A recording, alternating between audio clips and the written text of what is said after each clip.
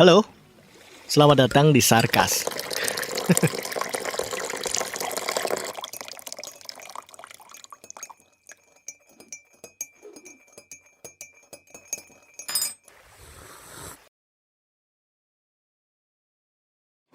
Langsung saja, tema podcast pada episode kali ini adalah kesehatan mentalmu, spesial Hari Kesehatan Mental Sedunia atau Hari Kesehatan Jiwa Sedunia bersama dengan Dr. Susi Suryaningsih, SPKJ MKes.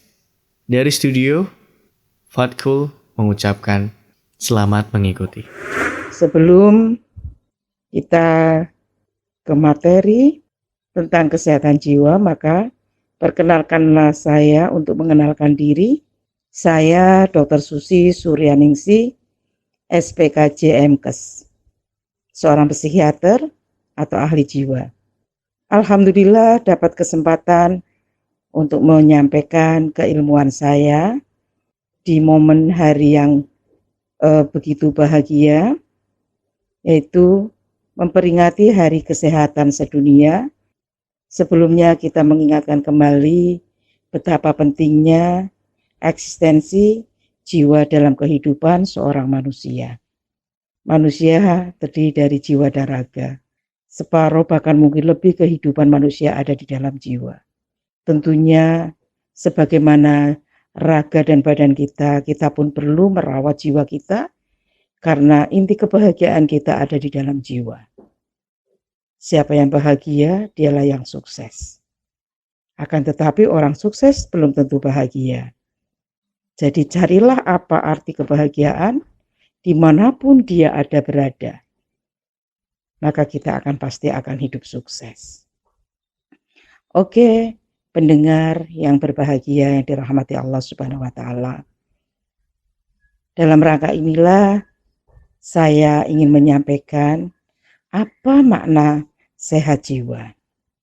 Kemudian kita akan mengapa orang bisa sakit jiwa. Dan nanti kita akhiri dengan bagaimana cara kita merawat jiwa. Oke, pendengar sekalian, kita siap ya, untuk mendengarkan ilmu yang sangat bermanfaat ini insya Allah. Dan semua orang pasti membutuhkannya. Oke. Sehat jiwa adalah ketika seorang manusia itu menjalankan kehidupan sebagaimana orang normal. Dengan parameter adalah produktivitas, adaptasi, bahagia, lentur, mudah menyesuaikan, dan bisa kompromi dengan segala keadaan. Itulah sehat jiwa. Dia akan memberikan potensinya, kapasitasnya, produktivitasnya sesuai dengan taraf perkembangan psikologinya maupun perkembangan jiwa raganya. Sesuai dengan tahapan kehidupan. Misal, seorang anak, bayi lahir, dia bisa menangis, bisa bermain, dia bisa aktif sesuai dengan taraf usianya. Di anak usia balita, dia juga wajar bagaimana anak-anak lain sebagai seorang balita. Tumbuh kembangnya bagus sesuai dengan tahapannya. Kemudian ketika usia sekolah, kemudian mulai dari PAUD, TK, SD, dia wajar, bisa mengikuti, bisa adaptif. Dia normatif seperti anak lainnya.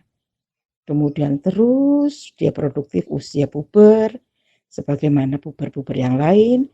Kemudian kuliah, dia mengalami tidak ada kendala, tidak ada hendaya dalam menjalankan fungsinya sebagai seorang mahasiswa. Kemudian lulus, dia mulai memikirkan pekerjaannya, dia produktif dengan kerjanya. Kemudian dia mulai seiring usia, dia menjalankan ajaran-ajaran sunnahnya, mulai menikah, mulai punya pasangan hidup, kemudian dia juga mempunyai anak-anak sesuai dengan takdirnya. Itulah orang yang sehat. Kemudian masa berikutnya, masa pensiun, dia tetap bahagia. Ya, itulah orang yang sehat. Kemudian dia menjalankan hidup pensiunnya dengan tetap produktif, sebagaimana dengan kekuatan spiritualnya dia tetap bermanfaat buat dirinya dan orang sekitarnya. Oke, itulah orang yang sehat. Kemudian ya, mengapa orang mengalami gangguan kesehatan jiwa? Ada 4 faktor. Di dalam dunia ilmu kedokteran jiwa disebut psikodinamik, dinamika jiwa. Ada 4 faktor yang menyebabkan orang mengalami gangguan jiwa, sebab musababnya, dan ini kita harus runut ya, untuk mencapai akar masalah mengapa dia mengalami gangguan jiwa. Yang pertama adalah faktor kerentanan. Faktor kerentanan ini sangat ditentukan oleh orang tua dan lingkungannya. Yang pertama adalah faktor yang tidak bisa kita rubah dan mutlak sepenuhnya pemberian Allah atau Tuhan, yaitu faktor genetik. Ya, dan ini semua bisa diturunkan, meskipun prosentasinya kecil, tapi cukup mempengaruhi. Ya, orang gangguan jiwa akan melahirkan anak gangguan jiwa. Anak dengan kanker ada resiko kanker pada anaknya, dan seterusnya. Ini adalah faktor genetik. Kemudian, ya, faktor berikutnya dari kerentanan ini adalah faktor pola asuh. Nah, ini akan membentuk karakter pada anak. Dan anak karakter menetap ini, kepribadian atau personality, itu menetap setelah usia 18 tahun. Ini sulit dirubah, sudah menetap. Pola kepribadian yang mendominasi kehidupan seseorang yang disebut sebagai ciri kepribadian, atau kita sering mengatakan karakter, ya, atau wong Jawa ngomongnya watak. Nah, jadi kalau sudah menetap sulit berubah. Nah, dan ini karakter ini sangat dibentuk oleh pola asuh orang tuanya. Nah, bagaimana orang tua membentuknya. Jadi kalau saya sering mendengar adanya firman Allah bahwa semua anak lahir sesuai penciptaan Allah atau fitrah, yang menjadikan dia Majusi, Nasoro, dan apapun yang telah lahir adalah kedua orang tuanya. Ini perannya sangat penting. Jadi semua orang anak sakit apapun tidak bisa terlepas dari orang tuanya. Itulah pentingnya nanti kalau terapi adanya family terapi. Kemudian faktor yang kedua adalah faktor stresor. Ini tingkatannya banyak sampai 100. Stresor itu sesuatu yang menyebabkan kita tidak nyaman. Atau katakanlah stres. Apapun, tingkat dari ringan sampai berat. Yang paling berat nilainya 100, poinnya, skornya adalah kehilangan orang yang paling kita cintai atau pasangan hidup. Itu adalah nilainya paling tinggi. Ya, selain itu berarti semua stresor itu sebenarnya ringan. Oke, itu faktor stresor. Ya, jadi kadang sebenarnya dia sudah punya kerentanan, tapi masih sehat-sehat walafiat saja, bisa produktif, bisa baik-baik saja. Tapi kemudian setelah ada stresor dia muncul. Tiba-tiba depresi, tiba-tiba cemas, tiba-tiba nggak bisa tidur, dan banyak-banyak hal lainnya. Gejala-gejala gangguan jiwa yang banyak sekali bisa dialami semua orang. Oke, faktor ketiga adalah faktor kritis. Ini sesuai dengan tahap perkembangan usia atau jiwa manusia. Faktor kritis itu, ya, contohnya masa-masa anak mau sekolah, prasekolah, menjelang sekolah, kemudian masa pubertas, kemudian masa menikah, kemudian masa bekerja, masa kuliah. Ada faktor-faktor kritis seperti itu. Ya, dia jadi pejabat baik-baik saja, setelah pensiun kok tiba-tiba dia mengalami pikun dini dan lain sebagainya, atau masa pensiun. Ya, oke. Itu adalah faktor kritis. Jadi tidak semua orang itu sama. Masing-masing mempunyai faktor kritis yang berbeda-beda sesuai dengan tahapannya. Kemudian yang terakhir, faktor yang keempat adalah faktor coping. Apa itu coping? Defense mekanisme jiwa, ya, sebuah pelarian atau pelampiasan untuk bisa menghindari dari stres. Coping, pelarian, pelampiasan, ya, coping, ya. Dan coping ini ada dua. matur dan imatur. Apa itu matur? Matur itu disebut juga coping positif, di mana dengan coping ini, coping yang tidak menyakiti diri maupun orang lain. Contohnya coping pelarian ke religi, dia mulai menekuni agamanya, mulai sergap ke masjid, mulai belajar ngaji, atau mungkin dia mulai ada keberanian untuk pergi ke gereja, mengikuti kebaktian, dan banyak-banyak lain. Ya, faktor religi. Kemudian komedi, dia untuk pelarian menghilangkan stresnya supaya tidak stres, dia kemudian nonton film-film yang lucu-lucu supaya bisa ketawa. Atau olahraga. Olahraga juga itu juga coping positif. Musik, menyalurkan hobi-hobi yang positif kaitannya dengan seni yang bisa menghibur dia sehingga melupakan masalahnya. Coping namanya. Kemudian coping yang kedua adalah coping imatur yang tidak dewasa atau coping negatif. Dan coping ini menyakitkan tapi tidak disadari. Yang penting dia selamat dari stres. Contohnya yaitu obat-obatan, alkohol, termasuk merokok. Itu juga coping meskipun ringan. Untuk stres ringan biasanya pencemas, nervous, mereka merokok dengan rasa tenang. Atau coping obat-obatan menjadi PD karena dia sebenarnya depresi. Dia tidak mampu menghadapi masalahnya, daripada dia bunuh diri karena tidak kuat, maka dia lari ke tempat pelariannya, yaitu coping tapi negatif, menyakiti diri dan orang lain, termasuk ke kriminal juga. Oke, itu coping. Apapun yang namanya coping adalah pelarian, ingat itu. Pelarian, meskipun positif sekalipun karena sifatnya pelarian, maka tetap orang ini atau yang mengalami stres ini tetap lelah. Ya, karena coping. Ya, coping pelarian. Jadi meskipun positif sekalipun tetap lelah. Oke, ya sekarang bisa dimengerti di sini. Terus bagaimana supaya tidak lelah dan menghadapi masalah dengan baik dan menjadi orang yang sehat jiwa selamanya? Ya, jadi ada prinsip fight of life. Ini konsep prinsip inilah yang membuat orang itu survival dan bisa menghadapi masalah stresnya dengan jantan istilahnya. Fight, hadapi dengan segala resiko. Dia tahu konsekuensinya, menghadapi dengan segala kelelahannya, baik jiwa dan raga ketika menghadapi masalah. Dihadapi masalah itu, bukan kita lari dari masalah. Hadapi dengan segala konsekuensinya. Kemudian, atau flight, apa itu? Kita abaikan. Itu bukan urusan kami lagi, itu urusan Allah. Kita lupakan, kita ikhlas dengan masalah itu bukan urusanku. Ini urusan Allah, aku ikhlas kok. Ya, kita lupakan, kita maafkan bahwa itu memang bagian dari takdir kita. Ya, itu jadi fight of life. Itu yang kita akan temukan, kita akan survival, kita akan terbiasa kalau sudah terlatih menghadapi ini dengan cara seperti ini. Sehingga tidak ada lagi coping, karena tadi meskipun positif ke agama ini kalau atas nama coping mesti kita capek. Kita tetap akan, karena masalah selalu ada.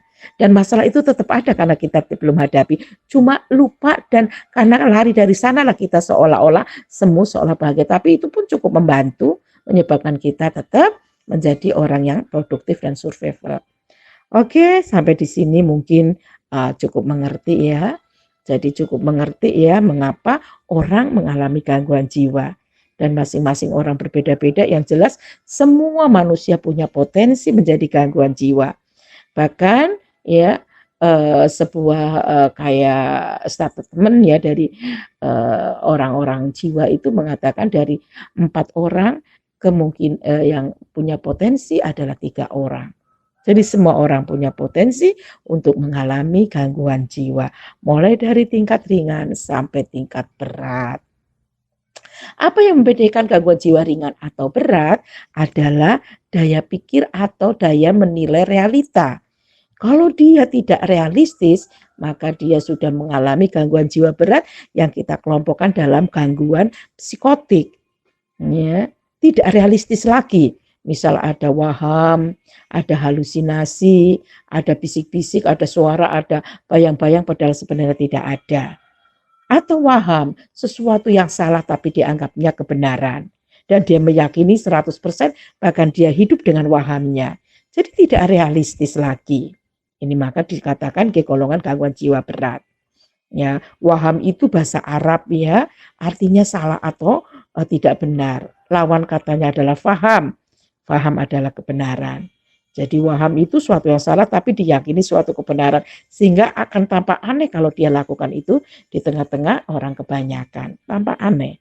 Ya, ya misalnya contoh waham kebesaran. Lulus SD tapi merasa mengaku jadi presiden.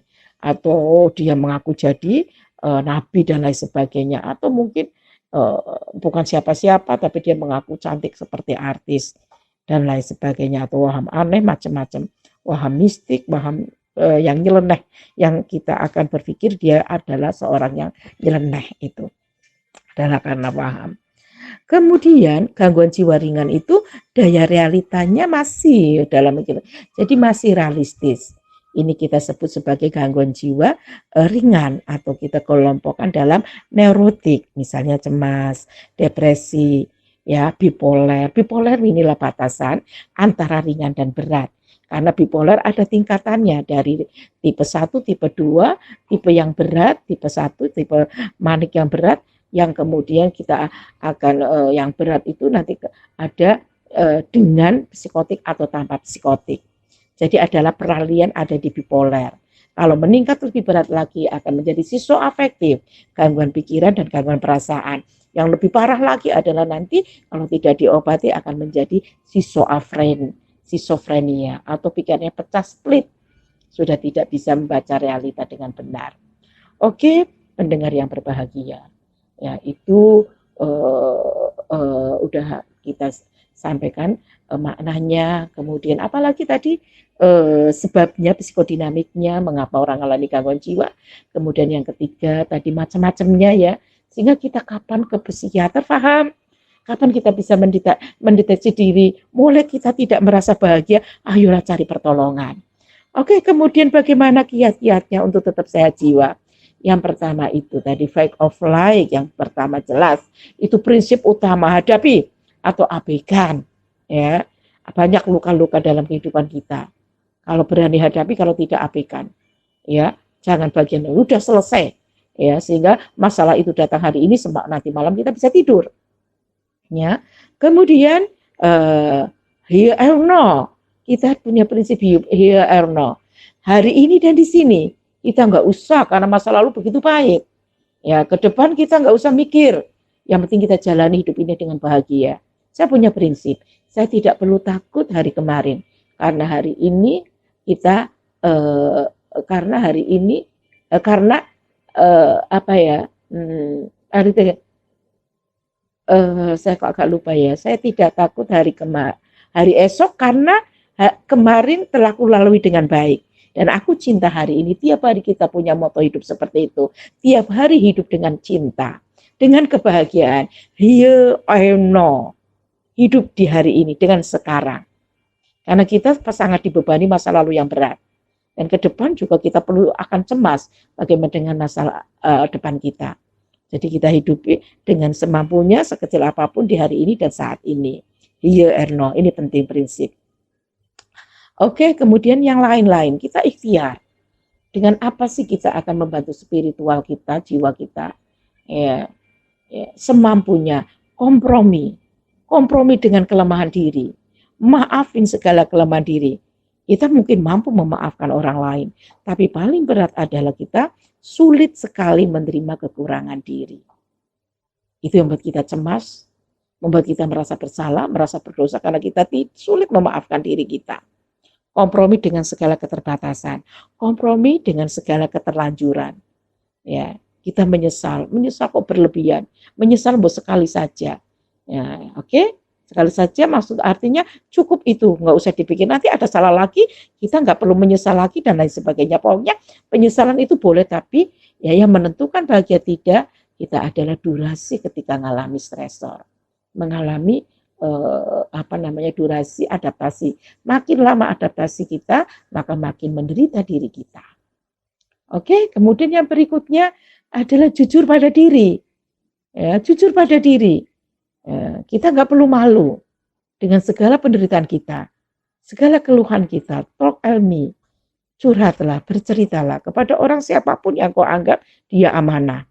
Nah, karena makanya bunuh diri itu banyak diderita oleh siapa? Orang yang introvert, orang yang selalu memendam masalah hidupnya. Ya, belajar menyampaikan. Please talk me. Itu salah satu kiat untuk mengatasi depresi. Ya, jangan pendam sendiri. Sampaikan, meskipun nanti yang kita sampaikan belum tentu kita dapat terima atau orang lain terima. Yang penting sudah keluar ventilasi, katarsis istilahnya dari jiwa kita plong. Masalah kelakon atau tidak urusannya Gusti Allah. Mintalah sama Allah, bukan minta pada orang. Jangan berharap pada orang. Ya, tapi kita paling tidak bercerita. Tidak mampu bercerita kepada manusia, kepada orang, berceritalah pada Allah. Curhat, marahlah pada Allah, karena Allah tidak membalas kemarahan kita. Ini penting. Nangis, curhat, apa saja kepada Allah. Marah sama Allah, Allah mau kok. Ya, Allah mengampuni hambanya. Bahkan Allah suka sekali kalau kita marah sama beliau, sama Allah. Karena Allah itu tahu berarti ini seorang hamba yang butuh saya dan Allah sangat bangga. Jadi jangan takut. Jangan takut dosa, marah sama Allah. Sampaikan semua unek-unek. Atau mungkin menulis buku diari harian, bikin jurnal. Karena hidup selamanya tidak selamanya sedih. Ada kok saat-saat bahagia. Tulis untuk pengingat bahwa kita pernah ada kebaikan dan pernah ada kebahagiaan. Tulis itu. Sehingga ketika kita sedih buka diari, kita ingat tidak terjebak dalam kesedihan terus. Bahwa ternyata kita pernah punya diari yang kaitannya dengan kebahagiaan kita. Ya, itu jujur pada diri. Gak perlu malu atau terstigma menjadi pasien dokter jiwa atau psikolog.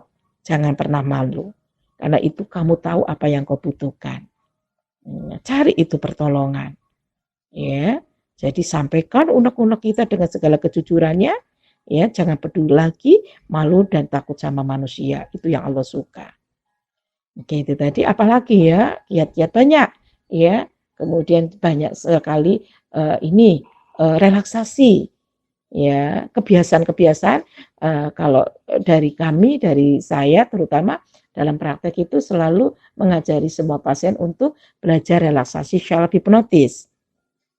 Apa itu? Karena alam bawah sadar kita banyak sekali terluka oleh masa lalu yang begitu banyak trauma. Kita akan belajar untuk mengenal masa lalu yang baik-baik saja dengan cara menghayal imajinasi. Kita harus melatih otak kita dengan sesuatu yang positif. Masa lalu yang positif cukup menghibur. Mengapa? Karena otak kita cuma satu. Kalau memori positif yang ada, maka memori negatif akan tidak hadir atau hilang. Jadi dalam keadaan sulit, nanti kita akan memunculkan memori positif cukup menghibur sehingga kita bahagia. Kita bahagia. Kita ajar itu. Ya, karena self hipnotis itu apa, relaksasi ini adalah skill jam terbang. Ya, makin sering makin oke. Latih untuk membentuk suatu karakter baru. Ini adalah aktivasi alam bawah sadar, di mana hasilnya pun tidak kita sadari, yang akan merasakan ketenangan dan kebahagiaan kita nanti orang lain. Yang tadinya pemarah atau sehari marah 10 kali, kok tiba-tiba jadi tenang, jadi tidak pemarah lagi, mungkin berkurang. Dan jiwa kita tenang juga tidak terasa karena memang karakter itu adalah ego sintonik. Semua orang menikmati karakternya. Meskipun sudah menyakitkan tetap menikmati. Itu yang mengatakan watak itu sulit berubah. Karena inilah sifat daripada karakter seperti itu. Apa sih karakter? Bahasa Inggrisnya itu personality. Ya, personality itu artinya topeng. Jadi kita semua manusia hidup dengan topeng-topeng kita. Sulit sekali kita jujur, kita jaim, kita gengsi, kita takut dikatakan jelek, kita pekewu, kita isinan dan lain sebagainya. Itu adalah watak-watak yang sangat menyiksa kita. Maka semakin tebal topeng seseorang, dia akan makin menderita. Maka ada lagu ya, maka bukalah topengmu ya kan. Jadi kita buka topeng dengan kejujuran itu, nggak usah, jangan takut dibully, jangan takut dihina, ya. Dan ketika kita dikasih sakit karena Tuhan punya makna dan punya hikmah. Jadi belajarlah untuk membuka topeng, jangan takut dinilai orang, jadilah diri sendiri. Jadi diri sendiri aja butuh nyali, butuh energi, apalagi pengen jadi orang lain. Oke, jadi jujur dengan diri sendiri. Itu syarat kiat-kiat kita tetap sehat untuk menghadapi kehidupan sehari-hari. Memang jujur itu luar biasa banget dampaknya, terutama jujur pada diri kita. Oke, kira-kira apa lagi ya? Jadi sebenarnya banyak ya yang bisa kita kiatkan ya. Salah satu itu tadi self hypnosis itu untuk belajar menghayal. Menghayal yang positif, yang realistis, bukan menghayal yang tidak realistis. Itu nanti hanya ada kecewa. Ya, menghayal masa lalu yang menyenangkan. Ya, misalnya contoh ya. Saya biar ada gambaran, saya kan asli Tegal, asli Brebes gitu ya. Saya tuh kan ngapak-ngapak ya. Saya tidak pernah malu ceramah pun ngapak-ngapak tetap saya pakai. Inilah Susi dengan segala kekurangan dan kelebihannya. Ngapak itu lucu, menyenangkan, banyak guyu, banyak yang ngejek, tapi saya tidak pernah malu. Kemudian saya sering sekali mencari video atau YouTube yang kaitannya dengan bahasa ngapak. Saya sengaja share untuk menyenangkan diri saya. Mengapa aku begitu bahagia dengan bahasa ngapak? Karena ngapakku itu bahasa ibu. Dia paling menenteramkan seorang ibu masa kecil, masa lalu itu hidup, sebagian hidup kita ada di sana. Dan itu sangat menenteramkan. Bahasa ibu itu bahasa yang paling menenteramkan.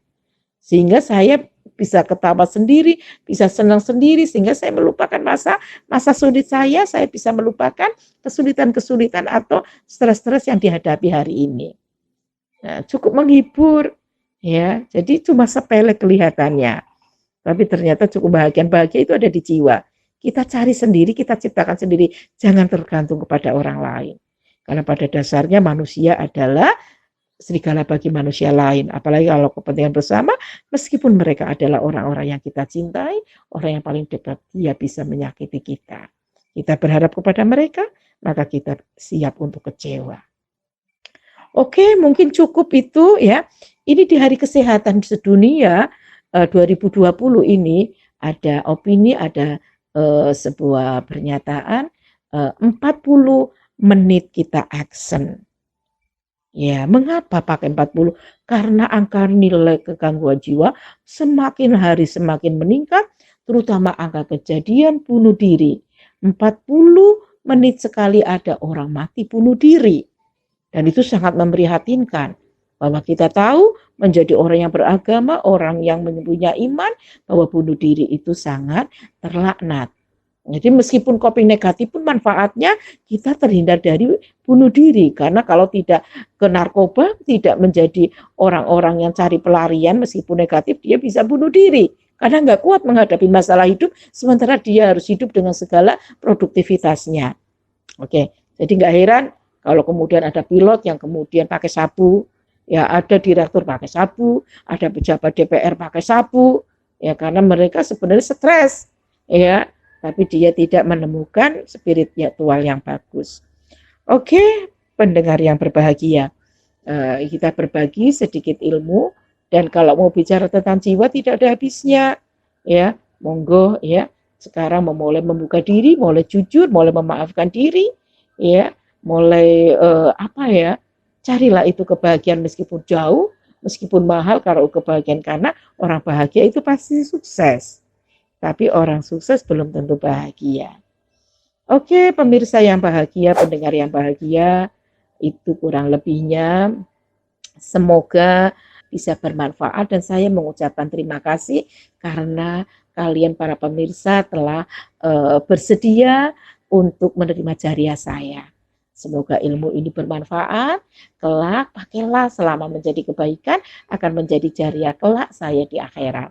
Terima kasih. Alhamdulillahirabbil alamin.